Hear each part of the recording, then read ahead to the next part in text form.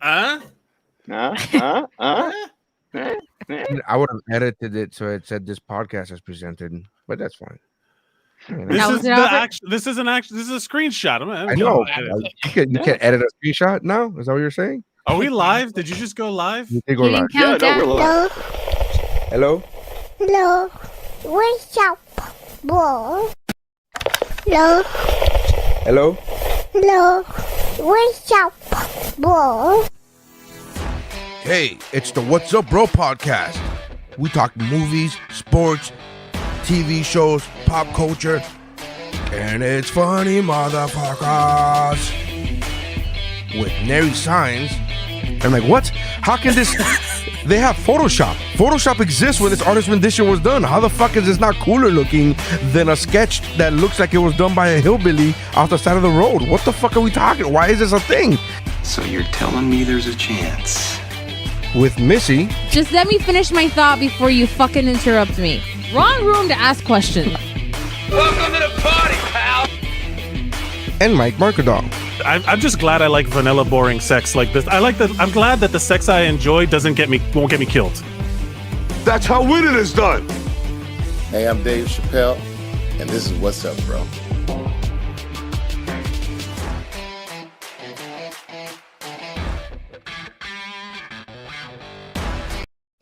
All right. And welcome to the What's Up Bro podcast. Where's my thing? Good thing we're not live, and then now you're looking for it. It's a good thing. Wait, aren't we live? We'll do it live. Fuck Yes. it, we'll do it live. Yeah, no, we are. Welcome to WuBro. Welcome to the What's Up Bro What? podcast. I started getting ready for this episode like an hour ago, and I was like, all right, got everything ready. Well, Got everything you actually ready. prepped? Well, by prep, I mean like just the overlays. No, And I'm winging it. Yeah, this is what we all do. We usually do wing it. Welcome to the What's Up Bro podcast. I am Nary Science. With me, as usual, is Mike Mercadal. What's up, bro? And we got Missy. Hey. And then we got a special guest today in the house. Is a super DC fan, Alex Lobo, is in the building. Hello. What's up, buddy? The short guy. Well, we can't see if you're short. Yeah, I know. It's Yeah. No, I can tell I'm short even just looking at myself. I hate it. you're presented in 16:9, not 4:3. That's the situation. You're more. Yeah, I feel a little cramped with that. Can so just for the viewer, what is what is your why are you here with us today? What knowledge are you going to drop on us? Because we're very excited because we're going to talk about finally we have the Snyder cut, and we're gonna deep dive into it. For spoilers for everybody watching, it's the spoiler special, so you're gonna hear all kinds of shit. And you were kind of integral to the campaign to release the Snyder cut. And you're a friend of the show, fellow Geek Bro Network pal friend, Jeff Merconcini. And how were you involved in the Snyder cut release process? It was actually a funny story. When it was like, I'm trying to remember, it was like around back in 2017 when the hashtag first came out from back then. He goes by the name of Sean Mayer. He was the one who created the hashtag release the Snyder cut. I think it was like around November 17th or something like that. And when I saw that, I laughed at it. Like, I'm thinking, like, what is this? Like, yeah, no, the theatrical cut sucks, but a Snyder cut? Like, I didn't really believe it at that time. So it's kind of like a cynic at the beginning. That it existed. Like, I always thought of it as kind of like, because every director for any movie, they have, like, their own assembly cut. So I kind of viewed it as more of he may have had an assembly cut, but what was put on the theatrical, like, we didn't do that much damage on it. Like, he came in, just punched it up a little bit, that's it, and they didn't really fix up the VFX. Like, it was a mess. So I viewed it as that. Yeah. So if one were to be released, it would be the same as what I saw for the theatrical, maybe a little bit more polished. That was it. So when I saw, like, people championing for that in the beginning, I'm like, that's kind of like a waste of time. And then I saw Warner Brothers Studios at the parking lot. They had a release of Snyder Cut, a campaign going on with like people dressed up and everything. They're like, hyping it up. It will be a big thing. Only like 12 people showed up. So it was at that time a very funny photo. Like if you've seen Arrested Development, like when Job the magician, like the lead magicians is only like 6 guys, the arms crossed. So it's kind of like that. So I'm like, yeah, no, this does not look good. But at that time, I was following a few YouTubers by the name of Chris Wong Swanson, Ping Pong Flicks, and Dave Pina, the film junkie. Right. I've always followed them for their DC content because at that time, DC, and even now, it's always been the laughing stock compared to like Marvel. I'm a huge fan for both, but I always like to watch like positive DC content instead of them pissing on them because I love Man of Steel and I will defend it to death. And BBS. So they were kind of like they were the only really two out there on YouTube talking about it, but they were always talking about the Snyder Cut. So every time they're talking about it, I'm always like, maybe fast forward because I don't want to hear it. And how did they know that this, like, who? Because I know that at a certain point, Zack Snyder was showing it to like the people. Like I remember Jason Momoa posted something about the Snyder Cut. Yeah. Later on, like this was already this like was like a 2019, like for Jason. So Momoa, how did, if I remember correctly, it was. So how did these guys know about it? I guess because the thing is, we all assumed that there was something, and Zach kind of teased it too. So no one knew the exact extent, so it was kind of like a fantasy at that time. And around that time too, like some of the YouTubers were like investigating a little bit more into it. There was a someone from Screen Rant started doing articles behind it, and I started going into it, and the way he presented it, kind of showcased that there is something out there. Is it a complete cut? No. Is it gonna cost money? Yes, but it looks like it exists. And not only that, a commentary saying that the Whedon cut was like dramatically different. Like it wasn't like what you thought earlier, but it was it was a dramatically different, completely different. Yeah, exactly. And on top of that, there was someone by the name of Garza. He created a timeline of events from beginning of the production all the way until when Snyder stepped down. And when you looked at the timeline and started piecing everything together, like something fell down on my soul. I'm like, shit. I was laughing at these people for a few months. There is something. Let me let me get involved. But at that time, getting involved into the release of the Snyder Cut movement was kind of like a cult following, especially on Twitter. You're always labeled as the toxic fan, because they usually bombarded every single Warner Brother tweet that was out there, and also bombarding the phone lines and letter campaigns, which I actually was in agreement on that because I was anonymous, no one knew me, so I could send out whatever letters I wanted. But me making phone calls or bombarding every tweet that's out there, no. Like I will throw out the hashtag once in a while. Like I wasn't really that involved in the beginning, but I started getting deeper in once I started making some connections regarding this was around the time of the Game of Thrones season 8 and like season 7 and season 8 being craptacular. Like that people were. It was also like the Last Jedi and like a lot of big fan service movies were getting. Having a lot of that toxic fandom demanding rewrites and demanding they redo season 8 of Game of Thrones and demanding Last Jedi be stripped from the canon. Not canon, which is bullshit. It is one of the right. I mean, the best of the sequel series. It's all not. Well, I mean, again, we always have opinion is opinion. Of course, and there's a toxic fandom in every fandom out there. But the demand, the entitlement of the fans being like, no, rewrite it because it's different than what I wanted. It's not even what if I wanted. Even if it does like the Game of Thrones is egregious. Like I hated the season 8, but it's what we got. So it's like, okay, I wasn't one of those people demanding on stuff. But so that's what these people sounded like. At the beginning, like these people, I guess, were kind of lumped into that group, right? Exactly. So it was kind of more I'm going to support it, but I'm going to keep distance at the same time. Yeah. So it's kind of like, wearing a scarlet letter, like, in my opinion, like, for the others who started it, like the OGs, they went like QAnon, deep. right? Like QAnon, when you like, okay, do you want to know the truth about what's going on? Like when, like you wait until like Yeah. halfway through the conversation when you're talking to someone and then they drop something about like Jewish space lasers, and then you're like, oh no, they've been crazy the whole time. Shit. Yeah. I've been talking to this person for 20 minutes, and Again? they're talking about Yeah, lizard no. people and baby eating libs. You know, like You got No. all this No, time. I'm with you. Like, you got me. there was You a got point, like, early Yeah. on, it was some people were blaming Jeff Jones. I'm like, what are you guys talking about? The guy's like, Mr. like a DC president, like the one who rebirthed DC. How Wait, could he have done anything? So I was always defending him in the beginning until years later, when the facts started coming out. I'm like, yeah, no.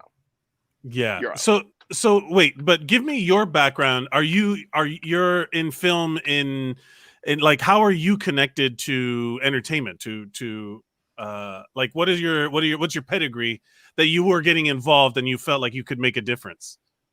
Okay. What's your background? So I'm right now I'm a paralegal, so I'm like knocking on wood, being an attorney in the next few months. So Right. in law school, my main focus was intellectual property and entertainment law. And I've always had a background in entertainment with my family. We used to run Univision and Telemundo. So I've Dope. always been around that. And also, like, for the past 10 years, I've always been in a lot of league groups online, whether it's Star Wars, Marvel, and DC. And I'm not talking about Inside info. the ones that you'll find on Reddit, and you have I'm trying to remember the publication's name. We got this covered, who will post it, and let me tell you, if you share an article from there, it's 99.9% false. They're sourcing it from Reddit. who? But we got this covered. We got this covered. That's another one of Yeah. these like, so They you're throw everything to the wall and pray for something Right. to stick. and then they point to the one that they happened to guess like right Exactly. and then they're they'll like, yeah, we backtrack knew a it. little bit. Mhm. Yeah. Yeah, we knew it. We just couldn't say all the details then. But Right. we were halfway there. It was a little half chub, but no. It's like when it's like a horoscope says that you're going to be faced with a difficult decision today, and then you're like, I was. It It was so difficult. cinnamon raisin or Exactly plain. right. I was like, it was such a hard. They nailed it. So Yeah. you get So- involved. You have this. So- Yeah. Yeah, So you so- get involved. You have this background. All of this stuff is coming out. At what point is this like starting to feel like people, not just these? Because let's face it, this is a small group when you consider the general population of like Mhm. kind of obsessives, right? Like they're people who are diving into the very like the secrets and the underbelly of all of the productions and all of the, and there's like, I talked to a guy who has this and who was on the set of this, and like, at what point do you start seeing like the average, like someone who is not a DC fanboy, even like someone who's just like, oh yeah, I would be, yeah, what is the Snyder cut? Like it just became a public thing. When did it break mainstream? It broke mainstream around it was November 17th, 2019. That's when the hashtag Jesus. yeah, that was Christmas for us. That Wow. was Because like it was No. his son's birthday. Like that. yeah, because here's the thing is with the Snyder community, there was just like with Game of Thrones, you have your different houses. Like it was split. There was a lot of politics. So you got people were saying like, it's done. Zach can drop it at any time. Others like myself, we called each other they called us the 40 Club. We've always stated, yeah, it's there, but he needs at least 40 million or more to put it together to actually release something. What was the number? The number HBO Max shelved in, I think it was like 70 million, but unofficially could be 100 million Jesus. to put it Christ. together. Yeah, And he didn't get because paid. it wasn't done, and he didn't get paid whatsoever. Sweet. And Wow. and you'll be surprised in some of the scenes he had to reuse certain shots from previous movies or from the Justice League just I to remember fill it in. I Yeah, remember that. So, yeah, due to I mean, contracts. Mhm. yeah, because the movie wasn't long enough, and he needed to make it longer. and he needed No, more no, stuff. he didn't No, know. I know. No, he didn't need to make it longer because the thing is, his cut that he had was around 214 minutes, so it's like right below 4 hours.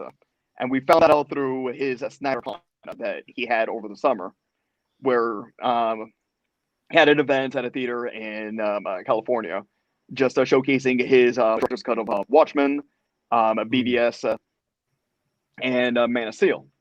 And at that convention, a lot of people thought that he was going to make a statement on the Snyder Cut, or someone will ask the question, like, would be released. No one asked anything because, like, I had friends who were there. When you're at that event, you just want to just talk about the films that were actually being shown and just to interact with Zach, and not mention the cut. Because the thing is, any mention of the Snyder Cut, all the oxygen in the room disappears, and it will become the only discussion. Yeah. Like, you don't want to spook him. If his event was mainly just those 3 movies and raising money for that theater and AFSP, if you mentioned Snyder Cut, all publications would be wondering, hey, what is he talking about? And they're not going to give a shit about. Moved away. Yeah. They're not going to give a shit about the reason why. Exactly. Also, like you at this point, I imagine you also don't want to be labeled one of those crazies. That's like. You know, that the general public is like these fucking weirdos, you know, like that still happened that during that event. Someone asked a question about Spider-Man 2 Snyder, and certain members of the community attacked that poor kid, and he left Twitter for a bit. So you saw the man, that's fucked up. Let that kid ask questions. Yeah, no, it was fucked up. But at that convention, like when you're at school, there are no dumb questions. And then he asks a question. He's like, shame him. Yeah. It's open. Don't worry about it. You can say whatever you want. And then he opens his mouth and you're like, except that fucking get him. You know, like, oh no. So now, but either way, at that build, right? There was this build. Not so much build. He did release some information secretly. And it was in the posters that he was giving out, because when he was signing it, he always circled a number that was 214 on the poster. So he snuck in a little number, showcasing that the cut itself was 214 minutes, the one that he had, that he was going to roll. Circle on the poster. He would circle on the poster a number on it that said that was 214. Okay. So and that represented 214 minutes. That would have been the cut that he would have released to theaters. Now this is starting to sound like National Treasure, where they're like, "This dollar bill is trying to tell me something, man." Actually, it was, because the drops that he would throw in at Snyder, like there was one time he had a photo on Vero of his thumb with a cut on, and everyone's like over analyzing that, like, you know, what does that mean? Like, you know, yes, Snyder cut, but look how deep that cut is, or the angle on the cut. I'm like thinking in my head, all right, he's saying that there is a cut. That's it. There's nothing more to it. Look, right, let's move on. But at that time, we were like, you know, starving for information, so we'll take whatever we can get. That is dangerous, like, because then you get to the point where, like, you start to be like that other publication that you said that drops things, and then they're like, this all, like, everything starts to mean something. It was like, okay, like when people were over every episode of WandaVision, the next day there would be a whole bunch of people like Mephisto, this thing, and, you know, like everybody. Annoying. And then they warned you, Missy. He was one of I had to tell him, like, what, because Jeff and him, like, Jeff likes he doesn't care about spoilers, so they'll talk to each other, and Jeff will ask him everything. No, like Lobo and Jeff. So when Lobo was like, I think, and I was like, don't. I'm not the one. Go talk to Jeffrey. I don't want to know the theories. I don't want to know. And Jeff, when he started watching Justice League on Thursday, he's like, I'm 15 minutes in. And I was like, I would literally die for you, but if you tell me what you think or what's vaguely, I'm gonna punch you until I see blood. Like, stop it. So no, it's like those people I essentially rewatch the movie through Jeff's texts every minutes. A lot of us do that. It's like it was beautiful. It was beautiful. I loved it. It was a great. I get so frustrated. I get so frustrated when, like, people who are like, you see them online, you're like, don't post spoilers, don't I haven't seen it yet, and they're very vocal about don't post it, and then the second they watch it, they're like, oh my god, do you believe the Night King was killed by, and they're like, you know what I'm talking about, like, they're like, it's like they're it's very selfish to be like, no Mhm. spoilers except for me, because did you see how cool it was? It's like, yeah, fuck you. Yeah, now I want to participate in this. All right, so now we got that out of the way.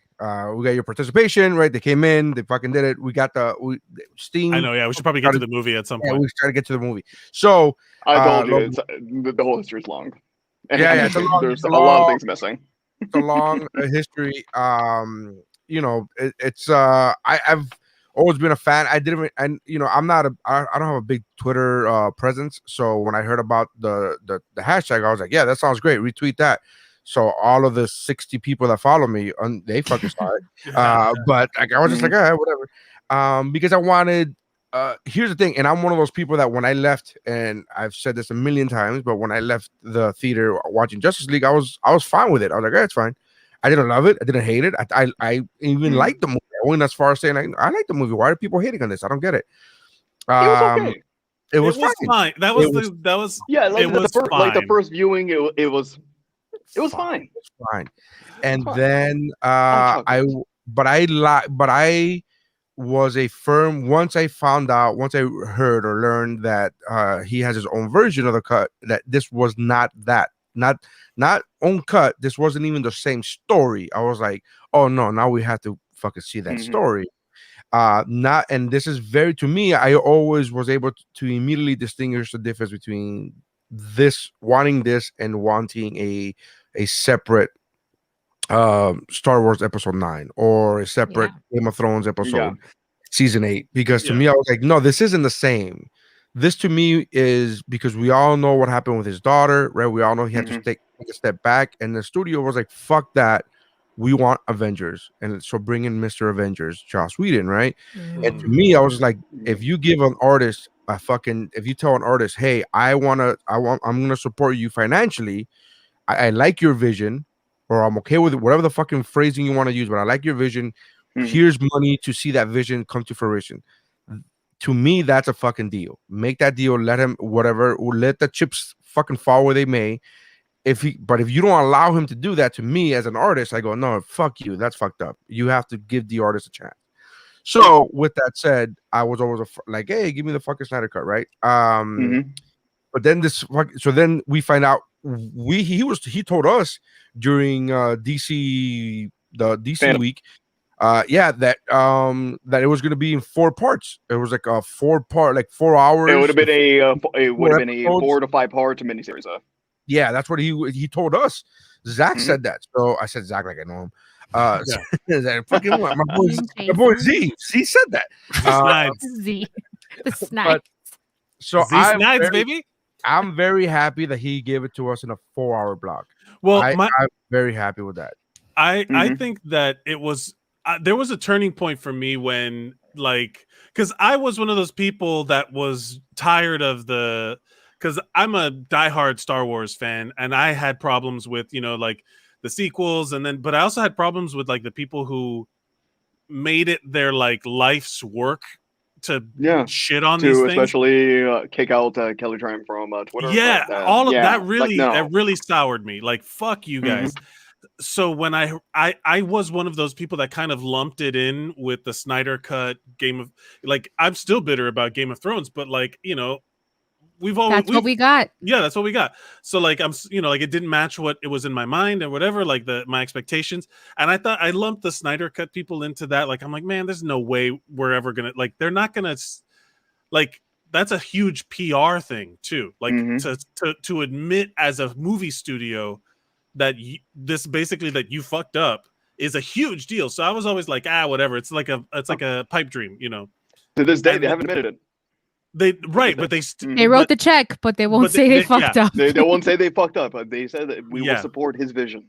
Yes. So, but like to us, it's like, that whoever, like, forget about, yes, we got the product and now we have this thing. But when Zack Snyder came out and was expressing, like, like after all this shit happened with his daughter, like everyone was like, hey, leave him alone, hands off, whatever. But when he came out and started doing things that were like, I remember reading something that he was like, he had talked shit about what was released as like, that's not my movie. I remember hearing some weird quote like that. I'm paraphrasing, my memory's foggy, but it was something like that. And then I was like, oh, the guy who made the Snyder cut said that the guy who made Justice League says that Justice League is not his Justice League. Then all of a sudden it was like, oh, okay, now let's talk about it. Because now that we have it, I've watched a couple like comparison scenes, and it really does change everything. Yeah. It does. Even though it's the same skeleton of a story, find the other boxes, stop the bad guy, and the end, and put the team together. Oh, and resurrect Superman. Right. Resurrect Superman was like the key element. And then also there's this like world altering threat. This threat that's looming for the next movie. Like I never felt like Steppenwolf was the bad guy. Like you know, like we were all waiting for Justice League. He was a bad guy, but he wasn't a bad I didn't care. Yeah, I didn't care. Wait, did you feel for Steppenwolf in this one? No. Oh, in this one a little bit. I understood. I did. Feel for him. I understood where he was coming from. I understood his motivation way more. I this time, but I didn't care I didn't care he lost last time. No. I don't care he lost this time. I don't like he lost. I'm glad that he lost. I didn't feel for him. It's good that he lost. Where he was coming from. It's like when people say like, "Oh, Hitler used to be a painter and then he got criticized." Like, yeah, I don't give a fuck. Yeah, kill fuck him. you. Yeah, kill him. Fuck him. I don't give a shit. There's more reason. Yeah, I don't. But my point is like, yeah. Everybody has a sob story behind their fucking like. Every villain has an origin story. You just I don't give a fuck. Poor guy. Kill him. Like that's all I fucking like. That's all like I wanted about Steppenwolf. So let's get to the movie. Hold on, let's get to the movie. We've been talking about the movement so far. So I want to talk about the movie, right? Initial reactions from just around the horn of how we all felt, right? Watching the movie. Lobo, I'm assuming you enjoyed the movie. Assuming that because you did shirt and the whole thing. I'm assuming you enjoyed the movie. I don't think I've taken this off in a while. Yeah. Right. Oh no. Missy, did you enjoy the movie? I did very much so. I'm glad I watched it alone because I was in full old lady at a Baptist church. that was pretty much my reaction throughout the whole thing. I liked every single second. I was going to watch it no matter what, but I didn't expect to be hooked into the story for all 4 hours and not get bored, not be like, all right, already. Like it was entertaining. It was everything I wanted it to be and more. So yes. Wasn't it the shortest 4 hours you spent? Honestly, yeah. I mean, I didn't expect it to. I when I heard that it was 4 hours, I was like, I mean, I'm gonna eat. I'm gonna do it. But it was not. It didn't feel like 4 hours. Titanic feels way longer, and it's a shorter movie. So 10 out of 10 recommend. True. I saw Titanic a year ago and I was like, Jesus fuck, the ship hasn't even sank yet. Are you fucking kidding me? Holy fuck. It's like the ship hasn't even hit the iceberg yet. Damn. What the fuck? And then when it hits the iceberg, you're like, this is two separate movies. I'm watching two separate movies. But 10 out of 10. Loved. Mike? I again, it was a bittersweet for me because like I couldn't separate the whole time I was watching it. I was like, was that different? Wait, was that different?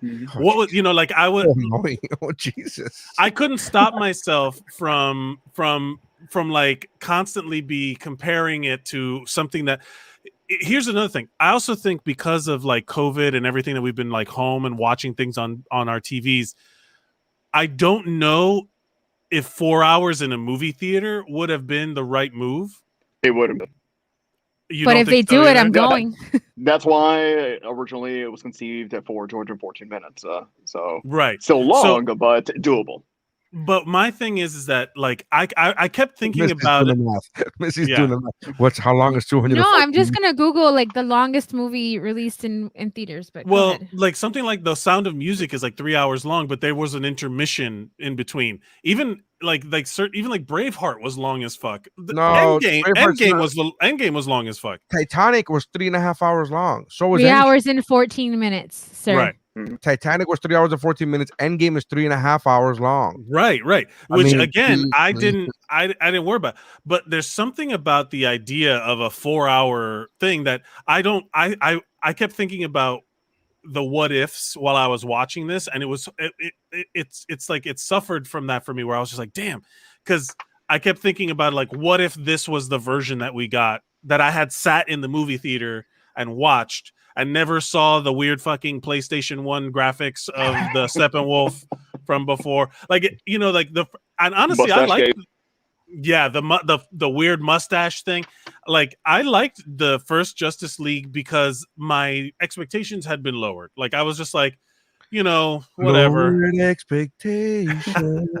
I was also like, Alex Neri and I have gone back and forth over this, but like of Batman v Superman, the theatrical release was not. I didn't like it, but the ultimate thing that you get at home was much better. And to be fair, I only liked Batman vs Superman theatrical cut until I saw the extended. And then yes, and then I saw the extended version, and I was like, "Oh no, that's a piece of shit." I get it. I get it. Right. That's a piece of shit. Oh, They gave actually makes sense.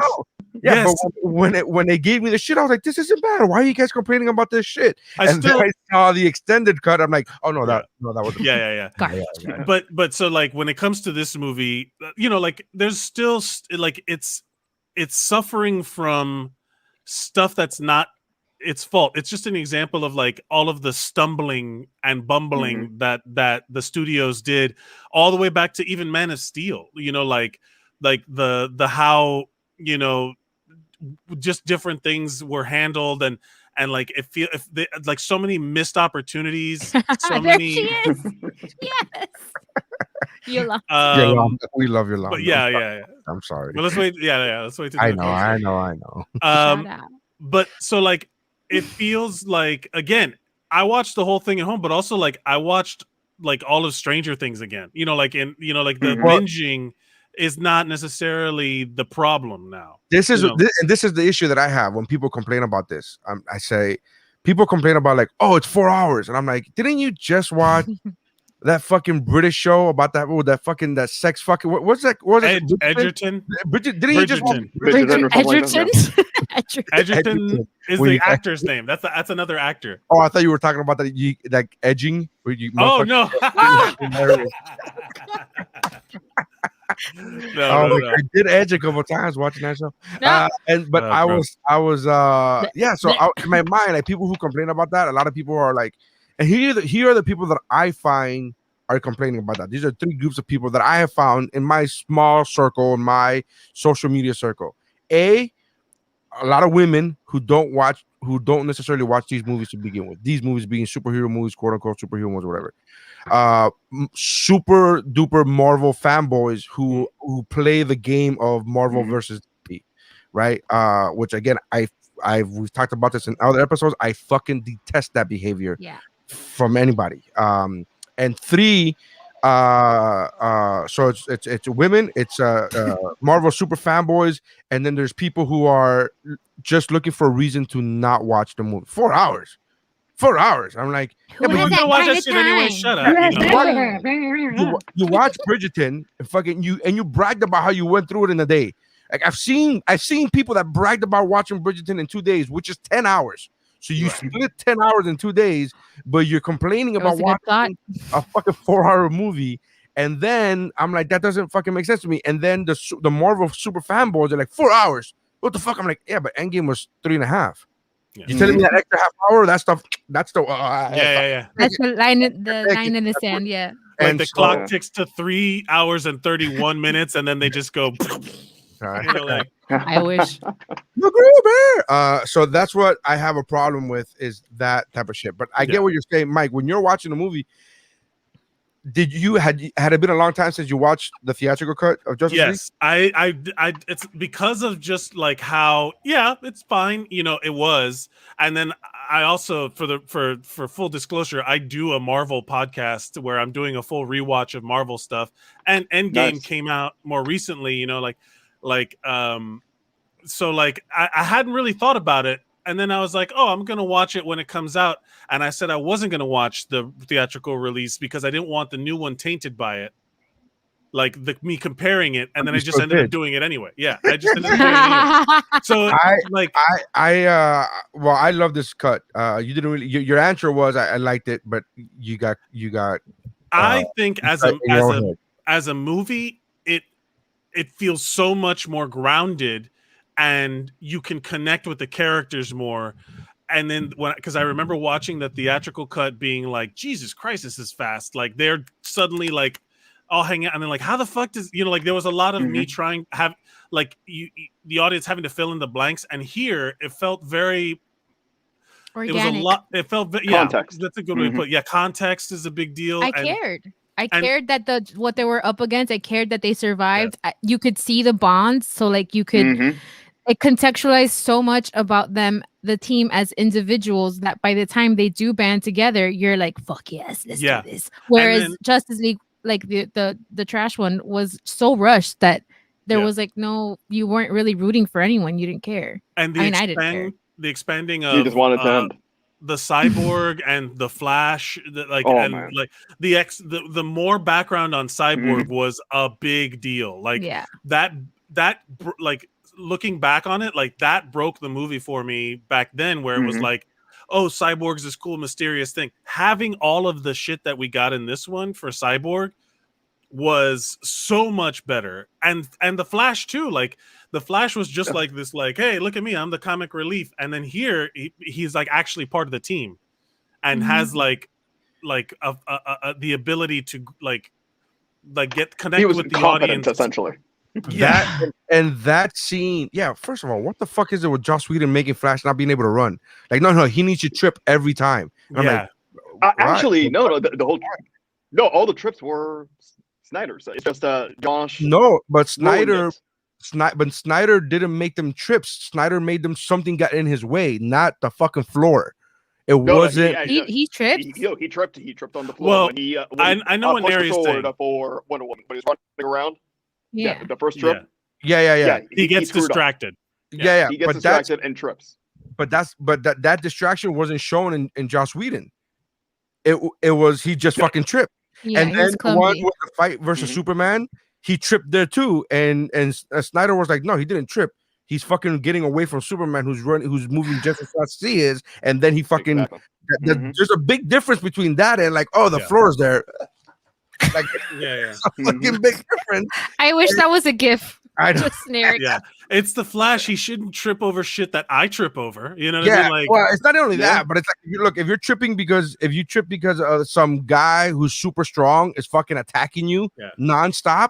Okay, I get that. You're fucking like, oh shit, and he was on the floor, which is a great scene, by the way. Like, he's literally like a kid, like fucking saying like, please don't fucking hurt me, like that. That was a fucking very powerful scene, because it came at the heels of him saying that he looked up to Superman. In hindsight, the scene of evil Superman being like reclaimed by Lois Lane makes it. I will say I am a big anti-Martha person. Like, I thought that was a very just dumb.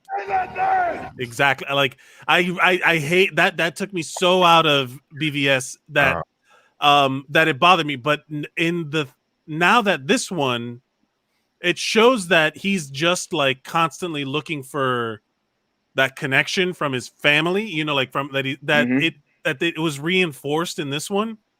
Kind of softens the first one for me too. So like in the way that this movie, it like suffered from that for me, but then also like reclaimed the past for me a little bit too. So what you're saying is, to put it in Marvel context, it's like when you watch Endgame and you're like, oh, Thor Part 2 wasn't bad. Like, made you appreciate Thor 2 because of what Thor go through an Endgame when he went back in time and the whole shit.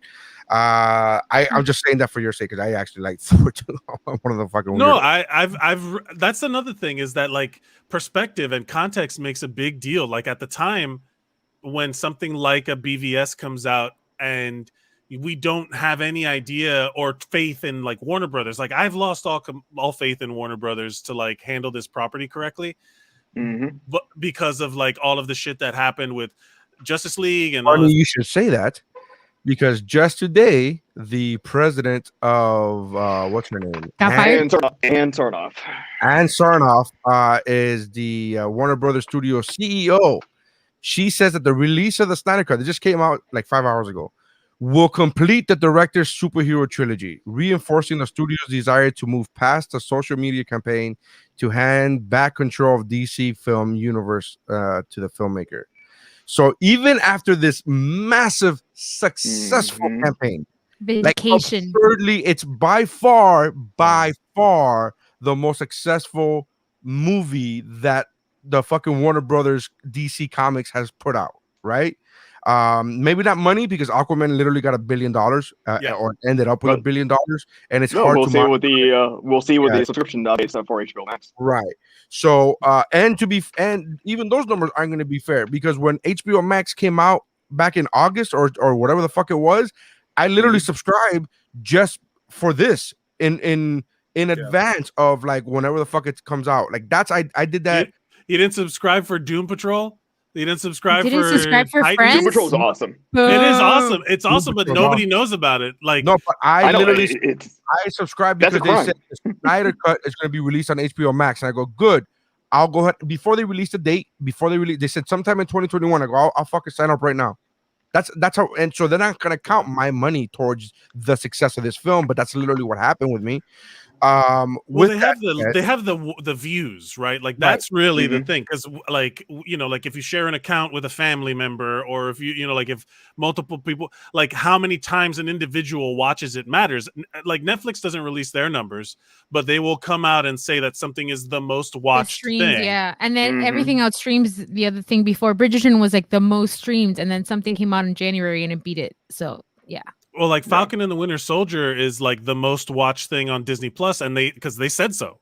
Like that's what they said. They're like, oh yeah, that's the most watched thing on our. I don't know if I believe those. Yeah, but then but you'll have a third. It's like third-party company self-reporting. coming out. Nielsen, they will release the actual numbers in the next month or so. Yeah, but it's always one of those things where it happens to be with these streaming services. This is why I don't believe it, because whatever just recently comes out always happens to be the most watched, because that just garners more attention. It's a marketing package now. If I haven't watched or wasn't planning on watching Falcon and Winter Soldier, and then I hear the news of it's the most watched, I'm like, oh shit, that piques my interest. Yeah. Of course, I gotta watch it. No, That's I'm with literally you. why I started watching. That's literally why I started watching Stranger Things, because there was this big, huge fucking buzz around Stranger Things. Same thing with Tiger King. I had never heard of it, and I was Yes, like, okay, I Tiger guess King. I gotta watch this fucking Stranger Things. Well, that's Wait, Jeff and I but- went deep on that. But Neri, you've ramped it up, but did you like it? Yes.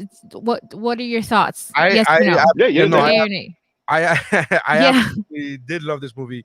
I almost don't even want to say it because people are expecting me to like everything that DC does, which is not the case. It's just not. Mhm. I just don't go on a tear and tear shit down that I don't like. I wasn't a fan of Birds of Prey. Quite honestly, I did not like it. But I didn't go. I did not want. I know he did. That's why I can't believe it. So, but no, it's fine. It's fine. So, but my point is, people always, because I'm very loud and boisterous over what I do like, they assume that I like everything that Marvel and DC does. You loud and boisterous. I won't hear it. But Really? but that's the problem that I have is that I, because I don't go out and say fuck, but Birds of Prey, let me go on a rant about how much I don't like it. No, I didn't like it. So what? Move the fuck on. I don't want to sit here and hate and bash on a fucking Nitpick. project and Mhm. nitpick stupid shit. Still So happening on that's, the timeline. yeah, so that's happening. So that's but yeah, so I really, really thoroughly enjoyed Snyder Cut. There are some things that I would remember, Mike, when you once said, oh fucking Dark Knight Rises sucked, and I was like, there's some things I would have done differently. There's some things I would have done differently. I feel that way about this, and it's not necessarily nitpicking in the sense of nitpicking. It's just like I wasn't a big fan of the nightmare sequence in this movie. I wasn't a big fan. The epilogue? Wait, which nightmare sequence? The second one in the epilogue. I like the epilogue because the epilogue did contain Cyborg's dad, that whole thing with the Cyborg where you hear the voiceover, which was fucking fantastic. Great. It had John Jones, Martian Manhunter. That whole part, I like those things, those parts of the movie. I just didn't like that nightmare sequence. I was just like, it felt confusing to the audience. It felt confusing to the audience. I was like, what? as a comic book reader, I know what's happening. Right. I know exactly what you're talking about. What's happening, but I'm thinking of it as a moviegoer who's just watching these movies without history of reading these comics. And my wife, the third time I watched it was with my wife, and it was her first time. And she was like, what does this mean? So I had to explain to her what the nightmare sequence was. And she's like, is that like a dream? I go, yes, no. So I had to tell her, I'm like, there are different ways of interpreting this. So now there's a whole thing of like, for me, I didn't find that necessary. I think it's cool. And the fact that the Joker and I wasn't a big fan of Batman cursing either. I got to be honest with you. That hit me hard. I loved it. Did you clutch your pearls? You got to think about it. Like, it felt unnecessary. I think he did. It felt to me that whole. It was grittier. I liked it. To me, that it wasn't even a gritty. I wouldn't go so far as a gritty, but the fact of the matter is, it's 5 years in the apocalypse. So everything, like, he is down on his dumps. He just doesn't care. It was too emo for. Oh no, just. I'm not saying I don't understand his reasoning for it. I'm just saying I don't think it was necessary. For the movie's sake, for the sake of the movie. I'm not saying it's not in character. It's not, and I'm not one of those like Batman doesn't kill. Fuck you, kill that motherfucker. Like I'm legit like bang bang.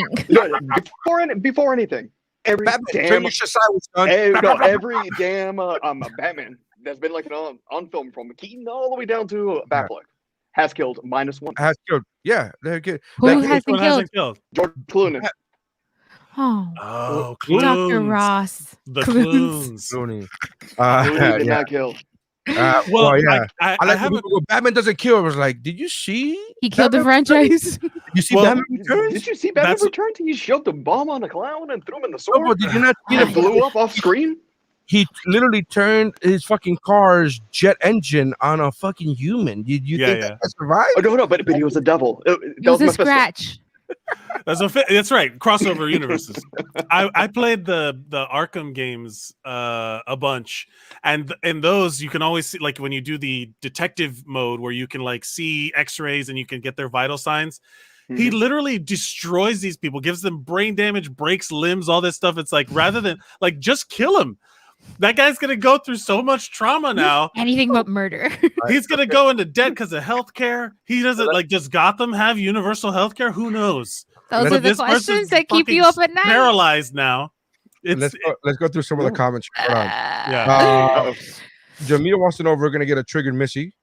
Probably. I'm good. I'm fine so far. Suarez says that this podcast is presented in a 4:3 format, which is funny. 4.3. It's for our creative vision. Do you know why that they did that? I read it somewhere that it was because Warner Brothers. That's why. No. It was actually a Snyder's decision because he wanted to showcase this on IMAX, and whenever you're filming, it's always the viewfinder. It will be 4.3, the full frame. So because the IMAX when it goes out to theaters, like it will like. No, I know there was a real reason. I was just being funny. But the thing is, like, for what he was trying to make, what he was doing with the shots, he kind of felt like these heroes need to be godly and majestic, just like in a graphic novel on a splash page. So you want to like the full body, like the full frame. So also, they fly. You got the bars on the side, but who cares? I didn't even notice after a while. I didn't. After a while, it didn't even matter. It didn't even matter. So Jamil says Warner Brothers dropped the ball, and whoever pissed Zach off should be fired. Well, that's apparently the new CEO. Let's see. 4 hours. Yolanda put 4 hours. She hasn't seen it. I'm assuming she has not seen. She has not. I don't think she's gonna now. George says it better be a 4-hour podcast. Yolanda says, watching a 4-hour movie tomorrow. You guys captured my interest. Right. This is an interest. This is an interesting development. Because I don't know if she's seen the other Snyder movies, the Man of Steel and Batman v Superman. I would recommend she watch all of them. And or that's like a Man of Steel movie marathon. She just committed to 4 hours, though. You know what I mean? Like, let her skip. That's the question, though. That's happen. the question, though. Is this movie worth watching if you haven't already seen everything else? That was a big thing with Infinity War and with Endgame. It was like at a certain point, the MCU. Standalone? Yeah, like this movie is not it starts with Superman dying. Spoiler. Yeah. But I mean, okay, but I know why, like I know where it starts, right? But if I didn't, I feel like it would still like he's dead. Okay, Yeah, so it's Yeah, easy but to say that now you because need to want to know have the context in your head. behind it. Yeah, Yeah. you already have that information in your head, Missy. So True. I'm gonna take that information out and be like, no, it's fine. You're gonna have to. I'm I- trying to make I sure agree. she watches it. You know, like I want her to watch it instead of not watching it. So if we Here's the add thing, more homework, she's not. Here's the Gonna thing. I But, believe she but needs didn't to she watch 10 hours worth of Bridgerton? I'm not getting involved in that. Okay, so I just got back from a road trip where I went to go visit them because I hadn't seen them in years. And That's my stepmom, by the way. that's my stepmom. Lobo. And Mhm. I went to go visit them, and I got them hooked on the show Alone, that show where people go out into the woods by themselves and they have to Mhm. film themselves. So she watched like 10 hours of that, so she Oh, can shit. watch. Oh, okay. I So think you were setting her up. You She were can setting watch her up. 10 hours of. But here's the of thing. Superman. I would agree. She has to. I don't know about Man of Steel, but she has to. It'll watch be below 10 hours. She has to She watch has to watch. Yeah, PVS Ultimate Edition. Yolanda, Ultimate Edition. Edition. You have to watch the Ultimate Edition. There are She's not very gonna do big shit now. You plot guys are holes. ruining it. There are very big. And but I replays think the warehouse she scene watches- at least 5 times. Yeah. But I think if she watches BVS Ultimate Edition, she doesn't have to watch Man of Steel because BVS Ultimate Edition literally picks up at the end of Man of Steel. No, You're right. no, she has Yeah. no. She needs to see a Man of Steel because there was the connection with Jonathan Kent and Well, she needs to Jor-El. watch. She needs to watch Man of Steel because A, it's an amazing movie, and B, Henry Cavill in his peak without a shirt. Excuse me. Yolanda, in the rain. He's still Yolanda, he's in still the in rain. peak. Yeah, but he's mad in this one. In the rain. Wait, that's what does it for you now? He's mad. No, Yeah, the it's rain. not. It's The the. rain it's- does it for me. Shirtless pants. He's just wearing his funeral pants. He's shirtless and but flying. he's pissed. And There's no, one. Mhm. I will say it did feel a lot more. Okay, so this when movie, when that hit where he goes not impressed, Michael. Michael, you No, no, clinched. no, no. You clinched a little. No. I love me some Henry Cavill, and he's also like a nerd building computers. He's the I know. perfect man. It's impossible. He's making it impossible. Yeah, Anyway, he's an unattainable humanity standard. Like we He's can't odd. forget about beauty standard. He's unattainable standards of humanity. period. We I can't. don't. He's can't do probably it. not real. No, He has a no big dog. compare. No, His he's dog not. is awesome. Yeah, he's a lovely person. I'm My- sure he's a nice guy. Dog is cool. But what I'm saying is that there's moments in this movie where it felt like the hits were harder, and the like Wonder Woman throws a man face first, neck first into a wall, and there's a splat. You know what I mean? Like Wonder Woman does that. So Yeah. like it's But Wonder it's Woman much more does brutal. that. That's her Thank character. you, That's in her bitch. character. Yeah, she's a She warrior. kills motherfuckers. That was She all kills- cut out of the No, I know. the Joss Because Whedon they one. wanted a fucking Mhm. PG. They wanted a Marvel Gaga. movie. They wanted They Gaga. wanted. That's it. They wanted their colorful, splashy Marvel movie all wrapped up in 2 hours. That's what they wanted because they wanted Yeah. to bank on that. Because let's be honest, Zach gave them dark shit, and nobody and fucking people shot on it for such a long time. I And have a question. I think it's one of the. I think the problem with previous Zack Snyder dark movies for DC, Man of Steel and Batman vs Superman, is that the reason why he got shot on is because he wasn't allowed to put out the his full version because the Ultimate Edition. I firmly believe if they put out the Ultimate Edition in theaters, it would have gotten better reviews, and people fucking stopped going to movies because of that. I don't think so. I think it would have gotten a little bit more better reviews at that time. The thing is, with Zach, it's all about the timing. His timing for release is usually against him. Because the thing is, with his movies, years later, they're more appreciative than they were back then. Because at that moment, when BVS especially came out, the whole market was saturated with the Marvel formula. That's what the audience wanted. That's what people wanted to see, and they didn't get that. So they were against it. Even if you would have gotten the Ultimate Edition, which was the more superior edition, no one's going to go for that. Up until you started seeing, even with Marvel, they started evolving with their films, especially with The Winter Soldier, which is by far the best Marvel film that they had. They took it to an adult level, political thriller. Like, it didn't feel like a Marvel film that had to be connected to everything. You could separate that outside from the universe and enjoy it as is. We go into that in my other show because there was all the behind the scenes stuff with Ike Perlmutter. You know who that is?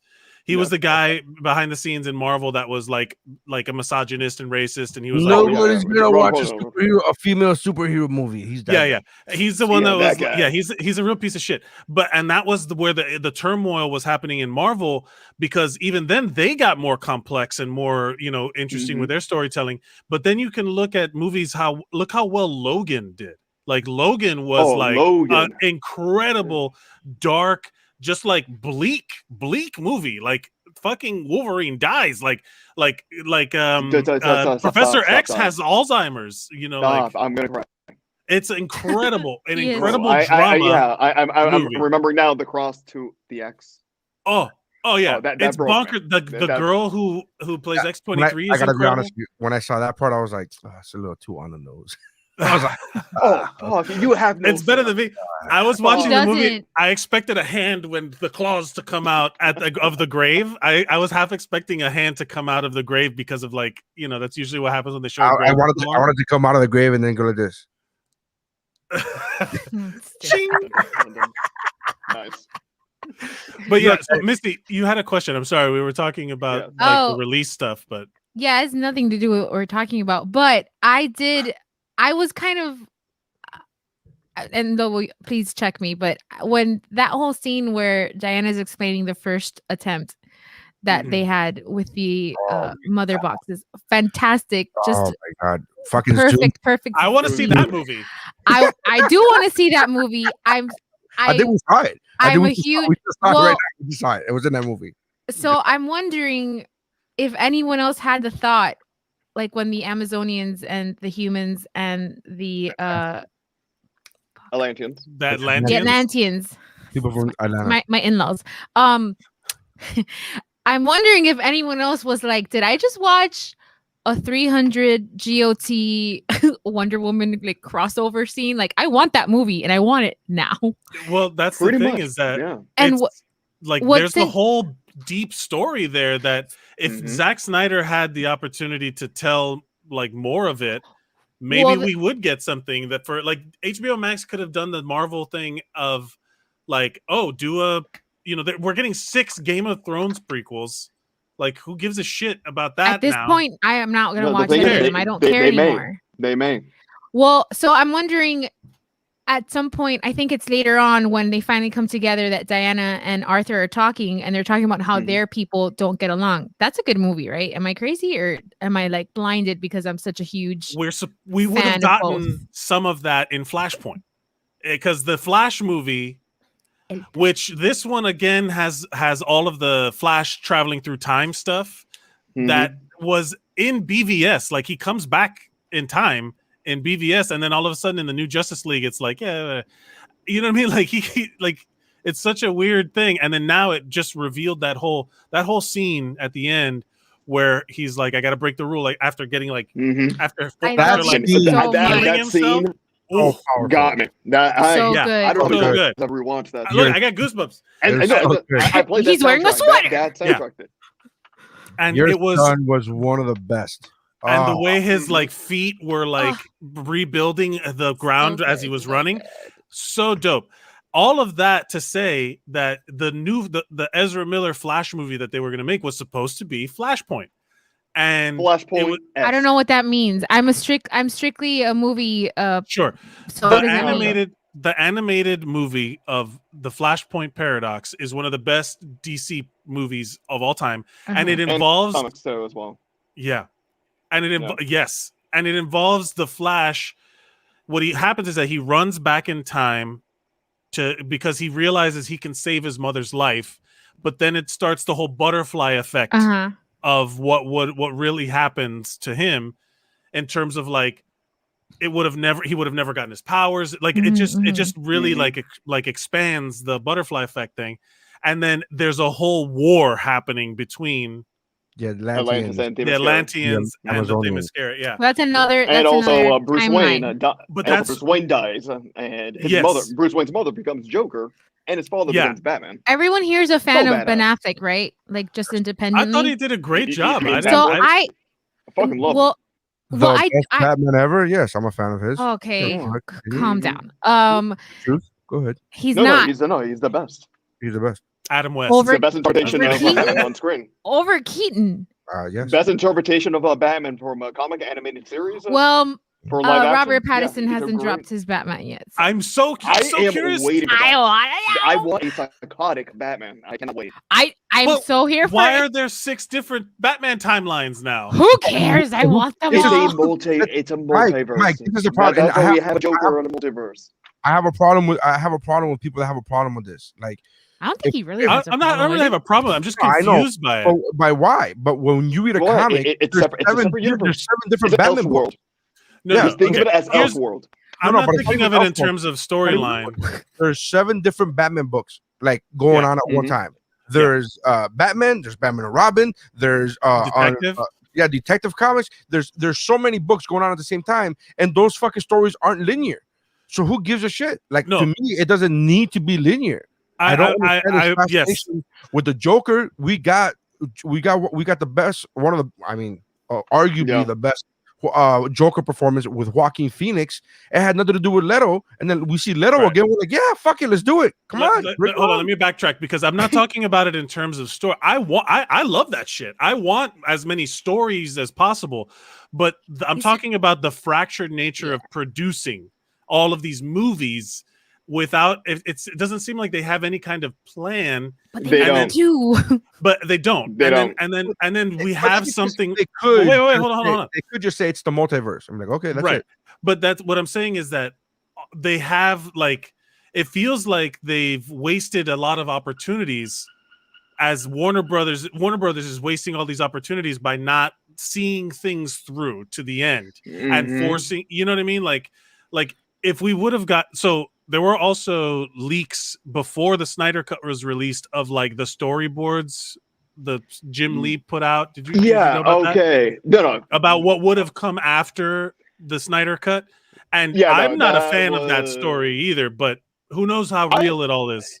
To be honest, like when I first read it, when the photos finally came out, I was taken aback. But then I actually just going through it again and watching the film, I want to see it. I really Well, want to see that's this. the I thing. really want to see it go through. So Because if it was you don't actually know, pretty interesting. But yeah, if you don't know, an artist had been, I guess, he leaked, stuff that he had No. worked on. Was it not a leak? all right, so you're talking about Told you he was a good guest. No. Yeah, I'm curious. because I was there when it happened. What happened? When it leaked. Okay, so there is a giant storyboard in Snyder's office. It's a whiteboard that goes across the room that kind of touches to his personal gym. Huge. Right. And the storyboard, I'm trying to remember, how many, think of it as a story and a half. Jim Lee had to be on a step ladder just to draw. So Yeah, Jim like Lee it's, drew out the scenes for Justice League 2 and 3, whereas Jeff Johns, surprise, at the time he was actually on board, wrote the dialogue to the outline. So that was a kind of like a hush hush mystery. Like nobody really knew what was going on with that. Now there was a photo that was going around in the inner circles. That was essentially the final scene of Justice League 2, on where the title card will come in that says 5 years later. So we're Nightmare, where you have Batman with Cyborg. That was, I think, chopped in half with the Flash dragging him, moving across the desert with some dialogue on the top. Now, that was shared personally. I believe it was either with Jim Lee or someone else to a couple of internal people within the Snyder community. So they knew about that cell, but they didn't know the whole storyboard. We knew some bits and pieces of it. Later on, I think it was a year and a half later, on a podcast called Lightcast with the website The Culture Nerd. They had what they called an exclusive that they had a doodle of a script, the last page of the Justice League script, that had that doodle of a Batman in the Nightmare scene with Flash dragging Cyborg, and so released it matched up. No, they stated this was from the script, Jim Lee drew it on the pages of the script because Jim Lee was so infatuated by the story, he was doodling. That was wrong because he doodled it on a fucking whiteboard, not on a script. B, they got that photo. I don't know how they acquired it, but it looked like they screenshotted from someone who showed it to them, and they decided to make it as their own exclusive. So that's when it was like the first time it started leaking that there was something out there. So that's kind of like the brief history behind that. Well, so yeah, there's a lot of politics. So what I had heard was from Screen Crush, or that they talk about the ending of this movie because it's supposed to set up the whole nightmare, the failure of Batman to save Lois that they reference in BVS. So there's like this continuing series of Lois the key. Yeah, Yep, Lois is the key. That's the whiteboard. Yes. Look how huge that is. But what I heard is that Jim Lee had done storyboard for certain things, like separate from this. That was something separate, and then they had like plot of. So in this movie, they show a scene where Lois has a pregnancy test, right? Force majeure. And then in the future movies, it was going to be revealed that the baby was Bruce Wayne's. No. Yeah. That Bruce was going to say that it was his. No, it's his. It's his. In the original outline, I will give you the whiteboard so you can read it. Essentially, in Justice League, for this film, the original story, the original draft. Sorry. All right, yes, so it was. the original storyline for this film was going to have a relationship between Bruce and Lois because of the turmoil she was going through for losing Clark. Yeah. She played that so well. Amy Adams played it. That was and on top good of Bruce of his guilt for doing that, they came together, and it coincides with a line from Alfred from BVS stating that when Bruce was going to Metropolis, that maybe a girl from Metropolis will make you an honest man. That person turned out to be Lois, so they had a relationship. She had his baby, but she never told Bruce about it. So that was like her secret to herself. Superman comes back to life. They stay together, but then in the next film, that's when Darkseid comes in and Omega beams her because of Lex. Because Lex basically tells Darkseid, like, hey, so if you want Superman and the anti-life equation, the key is Lois. So Boom tubes to the Batcave and kills her. And that's where the series of events of the nightmare, because Superman does witness that, and due to his sorrow, his anger, guilt, grief, succumbs to the anti-life, the grief. And it goes right back to BVS, so right when he goes up to Batman before killing him, stating that she was my world, you took her from me, because that's when he knew that not only that they were together, she had his baby. But Bruce never knew about that until Justice League 3.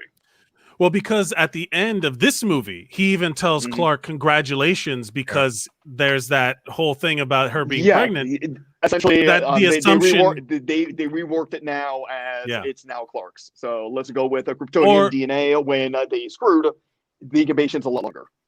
Or whatever the reason, whatever they said, or even if it's not like the story hasn't changed, they're just saying that that's how they're going to play it. That Lois they're is playing it. They're playing it now. It's Clark's, and Snyder yesterday just confirmed at when Clark sees Lois at Heroes Park, he sensed the child that says. So it's already Snyder's confirmed that it's Clark's child for now, until maybe something could change. So that's why the announcement from the CEO or whatever saying that, he's done. We're done making Zack Snyder's Superman movies is super frustrating because that's the whole point I was making about the like storylines of like, bro, they've thrown so much money at this. Like I think it's out of spite at this point. There was a clear path for it. Yeah. Like it's whether you would have been on board or not, like, money was going to be made with this. Yeah, that's the thing that changed my mind about the Snyder movies. Like, the more I've been like reading into the plan that he had, the more I realized, look, there's Zack Snyder movies. I have my issues with his character development sometimes, and I think that there's like, I don't necessarily like want to, like, that's not how I would tell the story, but it's not my fucking movie. But he clearly has an idea. He clearly has a plan. He knows where it's going. Yeah. Like, I'm not driving, so I don't need to know where I'm going. You know what I mean? Like, so like, it just doesn't make any sense. So now that they've announced that, like Affleck's out, right? Like, he's not making his movie anymore, which I was super curious to see. No, watch his hand. Is that Lobo told me at a party that's not true. But even then, so now there's there's Batfleck, there's Battinson, there's Pattinson. and that's did what you they're read saying. that, or did you see that on Twitter? That's on Twitter. Yeah. And so, and then there's, I'm gonna get that tattooed right across my face. oh my god, like Damage, right, Damage. Yeah. And Batten. How did we feel about the Joker making a reach around joke at about Batman? I loved it. I thought it was great. That was actually an ad lib by Ludwig. I was okay with that one. I just didn't like the Batman curse. Oh my god! You really have the weirdest thing about that. I know. Our intro curse like 6 times. This is talking about a reach around. I'm like, no, that's cool. I'm okay with it. I'll allow it. And then Batman's like, but you're like, not gonna hey, I'll kill you. You're a gentleman. You turn into Captain America. You're like, language.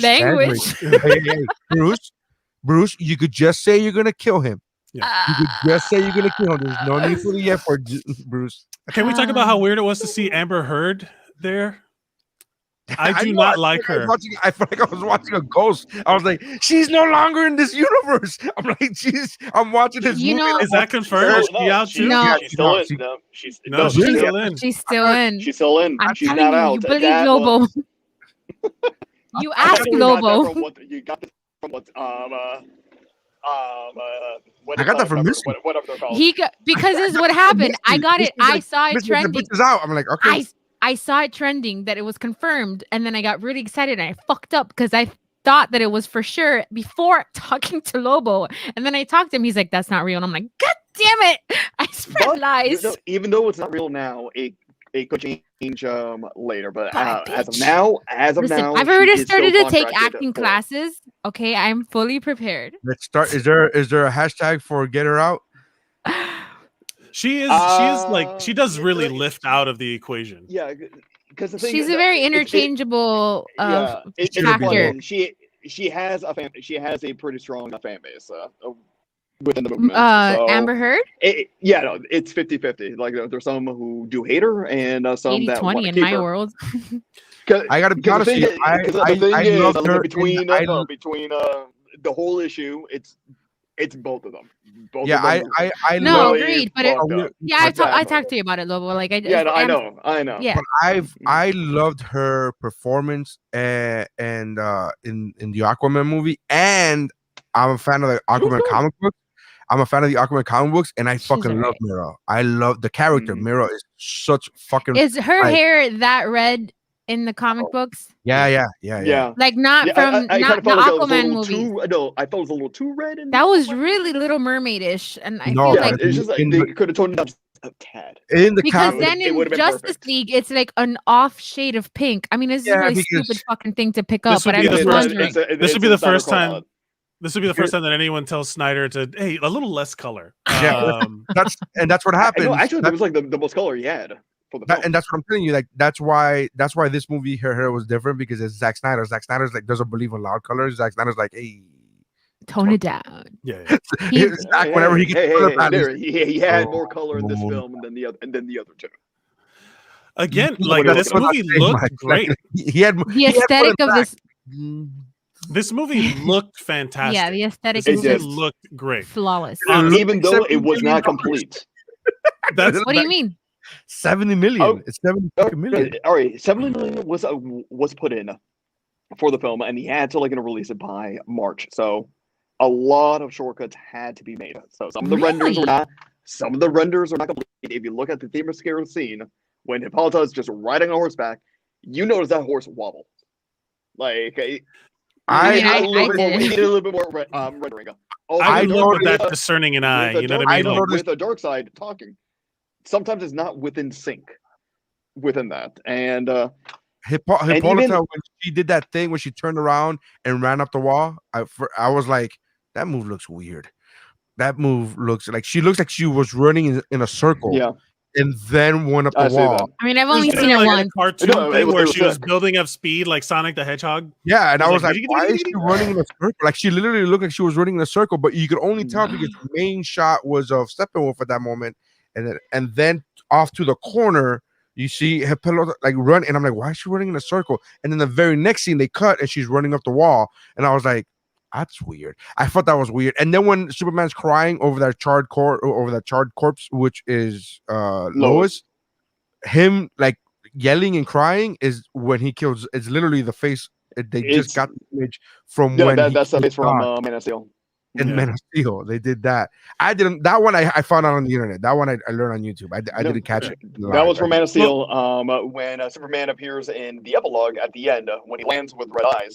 That's from BVS when he came in to Africa when he busts through the door, and he had his head down, goes up. So all he did was add the red eyes, Zach.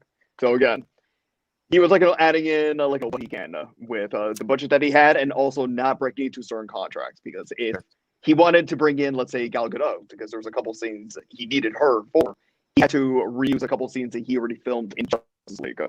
In fact, there was 2 scenes where it's her looking up without a shield and with a shield. It's the same scene. They just CGI a shield on her just to save costs, and also if she was brought back for a contract, they had to renegotiate it again to put in another picture because they're that fucking cheap. I mean, to be fair, there's like this is something that that was a happens. miracle. To be fair, they're dealing with this millions happens of in dollars. They're dealing with millions of dollars. Yeah. It's not like, bro, They they're do. fucking This is give me the extra $5. It's like, no, that's fucking millions. Yeah. Because But to be fair, you have to think about it, because if they were to bring back, because they're trying to keep Warner Bros. Is trying to keep their distance with the Snyder Cut as much as possible, and kind of they don't want to showcase that they don't want to showcase that they're moving forward with this universe, which I kind of get in a sense that it was the fans that pushed for this, but just the Snyder Cut fans, which is thousands upon thousands. But the question comes down to, would the general audience accept it? Because the general audience didn't really accept BVS, and not so much with Man of Steel. They accepted Wonder Woman, the first one, and Aquaman, but they didn't really fully accept the Snyder-esque next of it. But with Justice League, when it came out, Vanessa noticed the wobbly horse. She did. The wobbly way to horse. go. Okay. can we talk about the good stuff like then? nine times. Yeah, But, I want to talk about the dope shit though. Like when in that scene when he is fighting. Real quick, I just want to show this comment because I think it's really funny, and I think Bruce and Clark are Eskimo brothers. Yes, they are. So Yes, they fucking are. funny. And I think it's so funny because Mike and I did a whole episode on this years upon years ago, Oh my year God, one yeah. of WuBro, where it was titled Eskimo Brothers, where at least I learned that episode what an Eskimo brother was. And it was the fucking funniest. So Don't ask. My God, that was so long ago. so long ago. Can we talk about Steppenwolf when in that when he's fighting all the Amazons and he has all the arrows in him and then he just fucking flexes and his armor.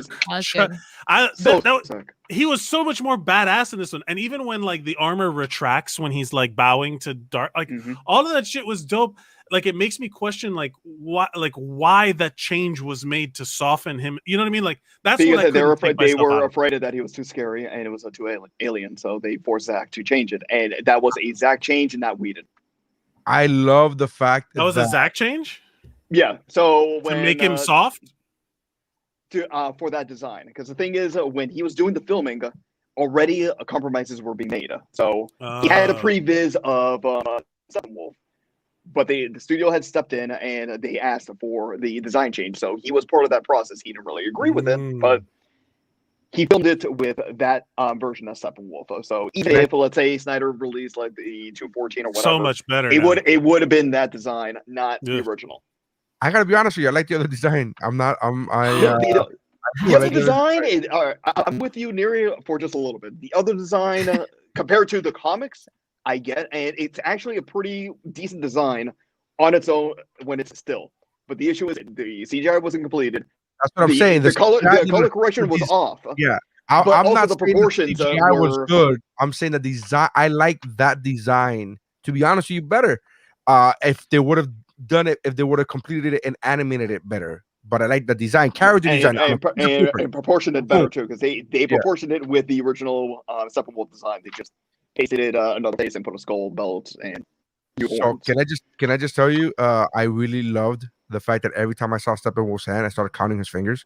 Every single time. I'm like, What is Yeah, that about? 6 fingers. Was that a thing? yeah, 7 fingers. Yeah, It's he like had, everything. like, 7 fingers. Was that like a thing that was off in the first one, or? No, it's because he's No, a fucking he just alien. had I love human the hands. fact that they showed an alien doesn't have it's like I come from a different planet. Luckily, I have the same fingers as you, and we speak the same Mhm. language. Like I love when they do shit like that. That's to me attention to detail. So when they showed him like Yes, fucking 7 going into the fingers? ground, and I'm like, Yeah. yeah, I he's a- very they were much like that they he were has like a almost shawl. gorilla.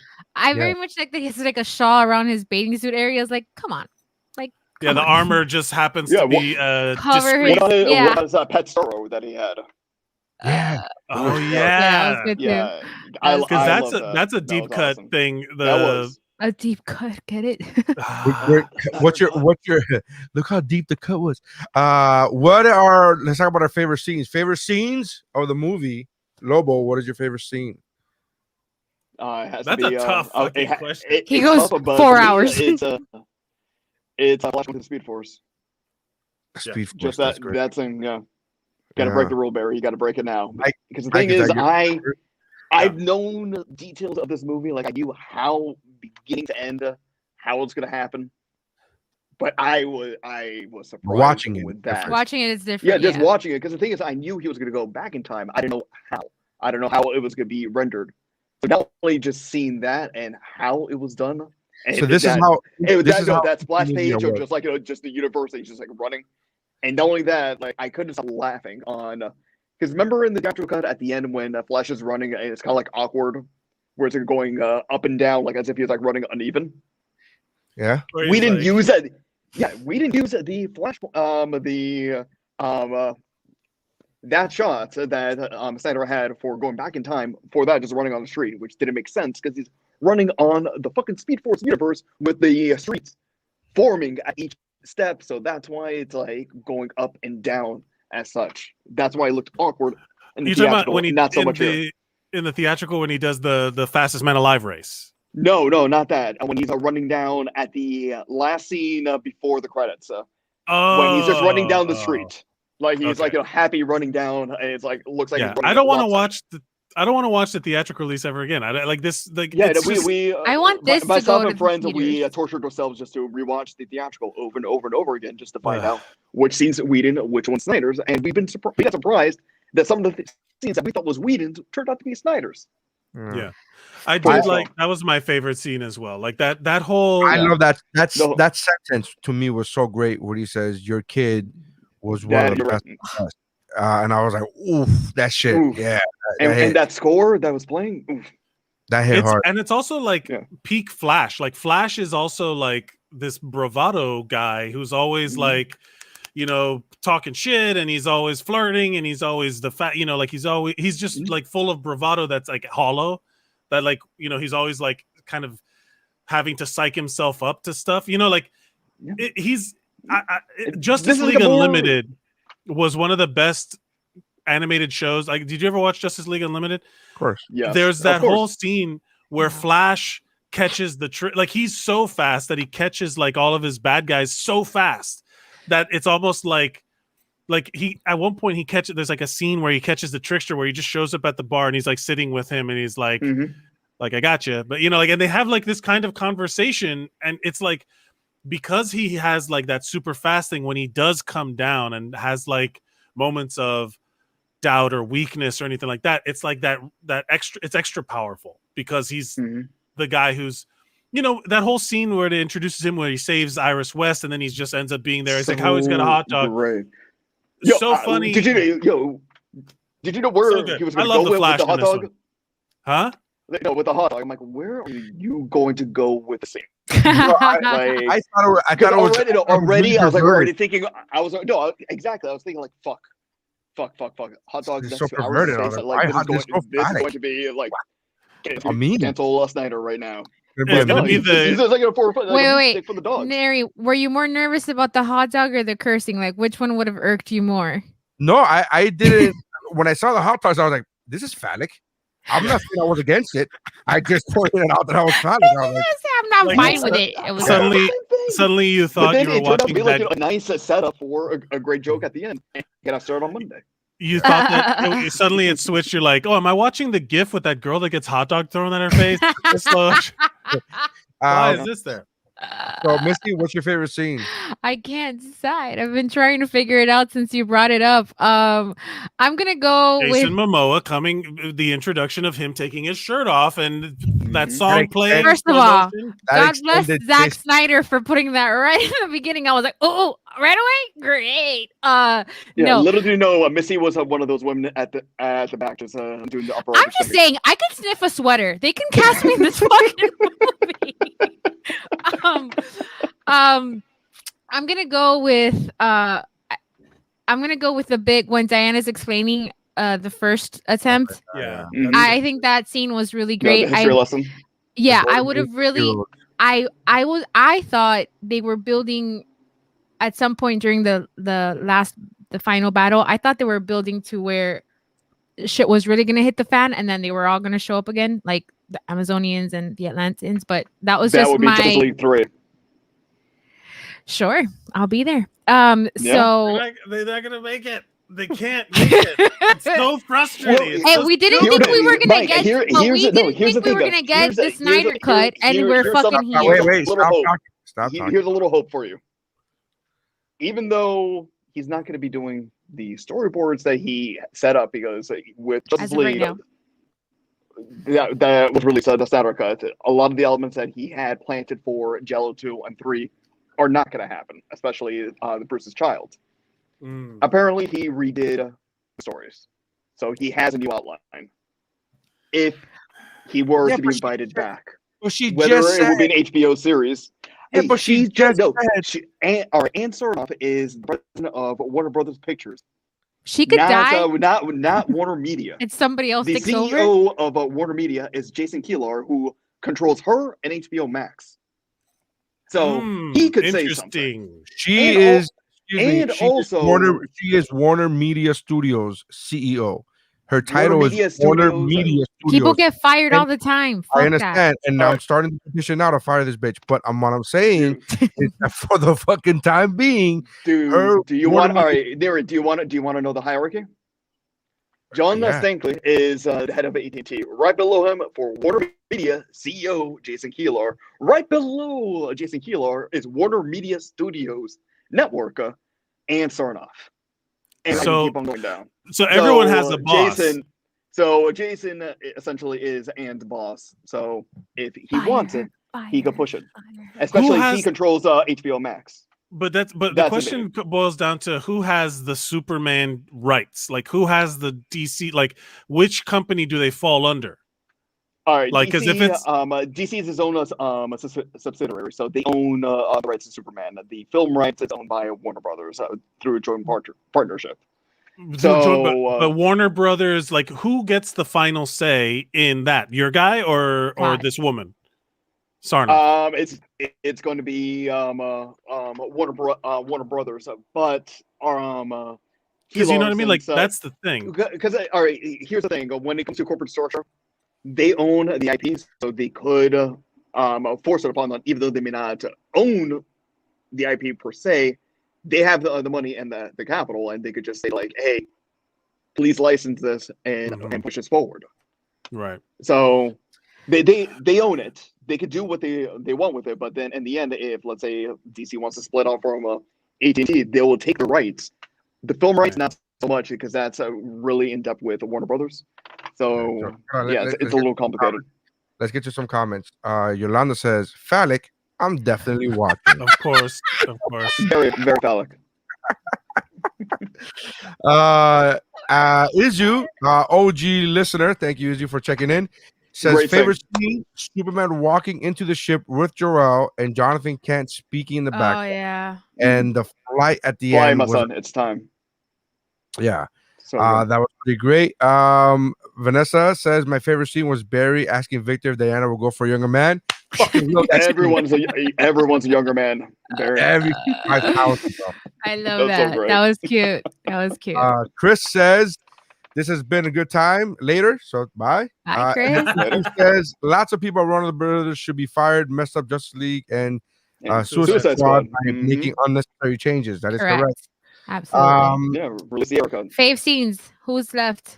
I am. I don't know. I'm gonna say, man, it's so tough because there's so many. I rather enjoyed the close-ups of Jason Momoa under the fuck with the waves crashing down upon him. Not for nothing, but I was like, oh my lantern. Oh my lantern. Oh my lantern. Oh my Motherfucker.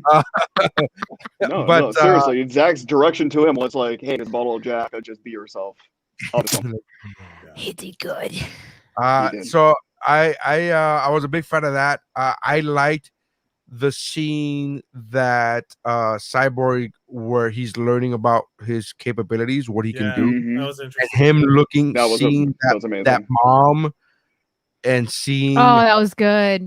How much she's going through and how much she's trying to stretch that dollar as much as she can. And then Relatable. Like to me in my mind, that I'm was like, beautiful. he's gonna hook her up, right?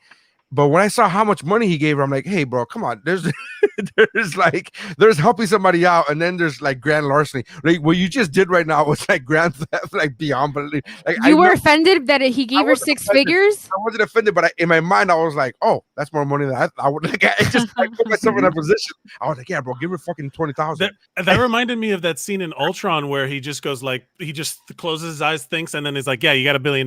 You know what? Because it's all numbers. Digital. It's all It digital. doesn't matter. Yeah, and then it made me I don't want to say laugh, but it did make me go, oh wow, he's nicer than I am. Like I literally thought that. I was like, yeah, bro, give her 20,000. He was the heart. He was at the heart of the film. So in terms of my favorite character, and my favorite scenes involved the Flash, but the best character arc, it made the movie so it feels so much more complete. Like Cyborg, like we have Superman movies, we have Batman movies, we have Wonder Woman. Wonder Woman had already had her own movie. You know what I mean? Like to have Aquaman feel more like Aquaman had some stuff in there too because he had his scenes with the Green Goblin, and then he will forever be Green Goblin. He's always Green Goblin, and then they had Flash. They had Barry Allen be a little bit more fleshed out. The scenes with his father in the prison and all that stuff, awesome. Billy Crudup is dope and underrated. And then also Cyborg being a fully complete person and having his father, Silas Stone, like having a story and a relationship. That's why at the end when he's inside the mother box and he sees himself and his family, he ripped them apart and realized it's all a fucking show. We've earned it, like we've earned all of the process because they introduced these, like that's what Justice League is about. All of them being together. You have to know more about the people we don't know about. I also like that as far as the character development, I had brought up Ben Affleck a little bit ago. I feel like this version of Batman that we got in Justice League, softer, more like have faith, that kind of softer side. I really very much enjoyed it. I traditionally wasn't really I haven't been a big fan of Ben Affleck as Batman. I think he's super talented independently. I think he's super talented. I haven't really cared about him being his portrayal up until now, to be honest. And I think that he was a lot less douchey, a lot more human, a lot more relatable, and not just he was like the leader. To douche is human. So you could be douchey and be like that shows a different part, a different character, a different part of a personality. I know. I have a lot of friends that are douchebags. He was going through a dark time in BVS. He lost Robin, and he was going down a rabbit hole. Well, I understand. Yeah, but I'm just saying, Dark Knight Returns story. So I think that I very much enjoyed that in terms of character development. He's for sure not coming back as Ben Affleck, or he's back in. As Batman, he's back. He's back for. We got the Lobo shake. For the Flash the movie. Lobo Shake for the Flash. Yeah. Movie. So originally he was going to do that as like his swan song, like that would be his final But departure, he's probably back in along now. with Keaton. Word on the street right now is he is happy that people are loving Batfleck, like they fell in love with this iteration of Justice League. Yeah. That possibly either could be a Batman miniseries or something moving forward, especially with Deathstroke. I was gonna love that. Oh my god! So I know Yeah. that's more speculation. I'm gonna Like, watch. that what I just said there is a speculation, but like a word on the street is like he's happy. The street being Twitter. Yeah. No, street being like like buddies of mine when These mean streets of Twitter. So I don't want to get you in any more trouble. So I'm just trying to move on. I'm trying to my one of my favorite scenes is Mike, are you still there? I'm here, but it's like delayed. One of my favorite scenes is Batman introducing the Justice League to Alfred, and it says, "This is Alfred. I work for him. I work for him." Now, and I thought it was such a great. That's such a Bruce Wayne shit to say. That's such a like you know what I mean. And I fucking love that. And I also love when Diana and Alfred are talking, and she's like, "What are you working on?" And he's like, "Oh, these gauntlets that absorb energy," and then blah blah. And then she's like, "Oh, these gauntlets that absorb energy and then give it out." Like, yeah, really? She's like, "Yeah, it was Master Wayne's idea." And she was like, "Are you gonna work on a lasso next?" Black, of course. I love that. He's like, he motherfucker's stealing my shit. Like, I thought it was so good. No, and also the interaction with Diana with the tea. That was a. Yeah. I love it. There's not a lot of appreciation for Jerry Irons Alfred for this film because to me he was like the MVP. Yeah, I fucking love him. I loved him. Vanessa loves sassy pants Alfred. Yes. Like, in the beginning, it's like, hey, is our metapuma in Bermuda? Because he's like a freaking ass off. I also love the idea that the British guy absolutely feels like he has the right to tell someone who's thousands of years old how to do something. You know, he's like, "This is tea. This is our thing." Yes, which is a funny. I literally said that, Mike, when I was watching the movie, and Vanessa loved that scene, and I was like, I love the fact that the British dude is like, "Oh, I'm gonna teach you how to make tea," and she's like, "Bitch, I've lived in London." I've lived in London since World War I. Do you know what the fuck? Who you think you're talking to, son? Like, I just love that shit. She's like, "Oh, the cojones that he had just to say that, it was just great. Oh my god, she is perfect. I have a question. Every time she came on screen, sorry, Mike, but every time she came on screen, I was like, "That's my bitch. That's my bitch." Yeah, I love her so much. I love her. The power set that she has in this film. Fucking great. Go. Sorry. Yeah. No. I'm sorry. Oh, is it catching up? Michael, do I the Speed Force. Yeah, I'm totally good. I have a question. There's a couple scenes from the Joss Whedon version that I kind of miss in this one. I agree. And the Jason Momoa sitting on the lasso of truth scene, I was so sad. And the one where, not necessarily that I missed that scene exactly, but when Diana is stretching Bruce Wayne out and you see how fucked up he is, and it shows how like kind of human he is in that moment. I wish they would have addressed that humanity of Batman more, you know, because like the mortality of him. Yeah, like he's not superhuman, like, but he's still trying to fuck shit up. But he's, you know, But the scene with Jason Momoa and on the thing, I thought was very like. But I think I would have liked that scene in this one a little bit. I think that worked well for the Whedon because they needed a comedic relief, and we had like a pretty even scale of that with Ezra Miller in this version. So. They had a fun relationship too. I loved it. No, that just all the banter and everything. It's just I can't. I love this movie, but I made that statement to Vanessa, to my wife, earlier when we were watching it. I was like, I do miss that scene of Momoa sitting on the lasso. I didn't even realize it wasn't there. It was such a fantastic scene, and I do miss that. I was like, oh fuck. I wish we would have kept the scene worked. It worked. It really did. And I was like, oh, it worked, but I'm glad it wasn't, because in the end, it's no. I mean, I get it. Just for comedy, yeah. I get it. If I'm Zack Snyder and I'm making my movie, I'm not using some other guy's fucking clip. It's some other guy. Yeah. I'm not. I get it. I understand. You know what I mean? Like that's the whole point. Is it's called Zack Snyder's Justice League, not Zack Snyder, but that one scene from Joss Whedon is also Justice League. I get it. You know. But yeah, that's it. All right. So I think we're done. Yeah. We didn't really talk too much about the movie. We talked more about the movement than the movie. And I feel as if I want to give I'm glad we didn't, because I want to give people more of a chance to watch the film. Yeah, please do. I mean, we didn't do like I don't think we could have done plot breakdown. This would have been a 6-hour podcast. You know what I mean? Like, no, 6 hours. I got nothing going on.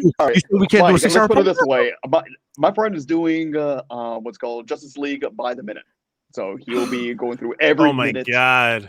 Yeah, he's completing. He's completing a BBS by the minute. He's on episode 400 and something. Is he the guy that did Star Wars? A Star Wars minute? No. Oh, okay. I know who you're talking about. But no, he's one of the editors up for Screen Rant. But yeah. But yeah, But this was good. This is. I feel like this is like we got enough spoilery stuff out there. We talked about the thing as much as we could. I mean, like honestly, it's just such a big thing. When I first saw that might be my favorite scene. What? Only because of the shock factor. When we first see Martian Manhunter, I lost my ever fucking loving language. It threw me so off. Yeah. Because that scene with Martha Kent is, I had to. It's part of. So that scene with Martha Kent, it was so beautiful. What she was saying, come back to the world of the living and blah blah. That scene was an extended scene that was in the theatrical cut, but that extended version was so much better. It was you're confused. You're confusing that scene. It's not. You're right. It's because it was in the. I heard job. I heard job. Yeah. Yeah, it was at the Daily Planet and calling Lois the most thirsty reporter out there. Right. No, I know. I confused the location. You're right, but I did remember that. But that scene is so good. That scene when she goes to visit and she comes back to the land of the living, when she's telling Lois that, it was such a deep and beautiful scene, because I love that scene. When Martha, steps out, I had to. It's part of the. Come on. When she comes in and says, when she steps out of the door, she shifts and changes into Martian Manhunter. I was like, huh? And there was nobody around me. There was literally nobody, and I was like, I didn't know what that meant. I had to Google it later. And I was like, this interesting point, because Missy, you didn't know who Martian Manhunter was, right? I didn't know. That is an important thing. I think that is an overlooked thing, because we like everyone who's watching the Snyder Cut, like as the people who know what it means that this is coming out. When we see, because that's the thing, like when we watch the epilogue, we know like, oh, that's what they're building towards. The average person, I don't think does. I don't know. Okay, and that's okay. But I'm fine with that. Okay. Yeah, I get it. That's called the hook to go watch the next film. Right? Did everyone know who Thanos was at Avengers? No, but what I'm getting at is the Martian Manhunter, like Martha Kent suddenly turning into this other thing, and then it's the general from before. If people make that connection. You know what I mean? Like, he's a boss at Daily Planet. No. No. Am I getting my General Sloan? Well, you know what? Honestly, I'm good. I'm good with not. I see your point, Mike, but I'm personally good. I'm a stickler for going along with the ride. I'm not saying good or bad. I'm just saying that's an interesting point. You have to remember too. It had the cut released 3 years ago. People would have made that connection. Right. Yeah. Because BBS was so fresh in that mind, and everyone's. And I was fine with not. I mean, I genuinely don't. He's not the Allstate guy. Vanessa. No. Oh my god. Oh my god. Did it again. She did it again. No. Missy, you just did it too. What are you talking about? You just because I got his character confused. Not that I didn't do that. So my point is, you sure? Thank you for watching. I agree with you, Mike. It was a thing, but I think that's a # great cancel Missy. I think it makes people ask questions, and it makes people interested and go like, "Oh, who was that?" Like, I'm interested in knowing what happened there. I think it's a good thing.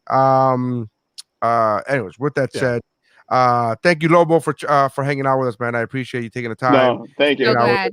Thank you for getting on board the movement when you did and getting there as early.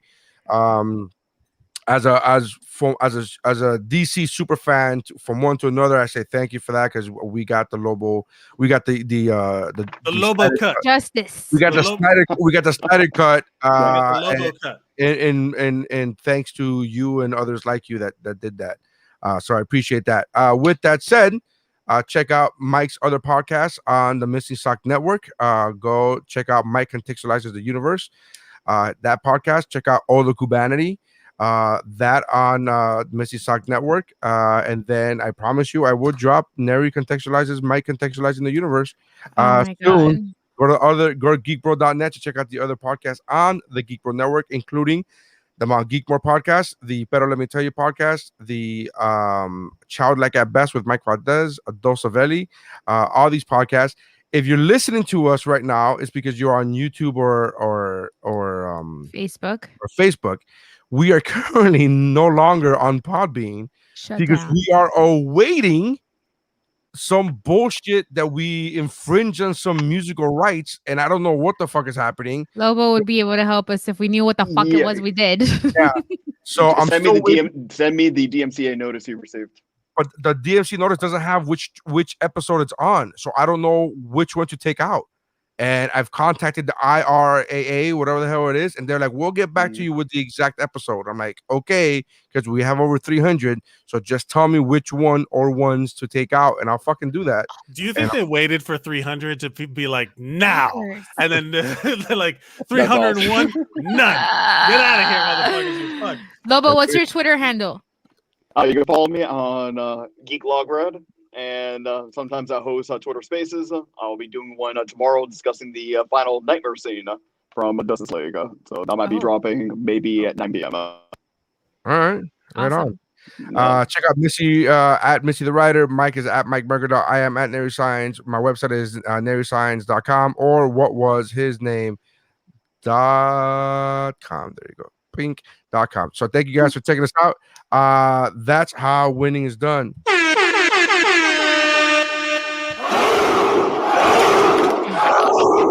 I know what that means now. That's why we get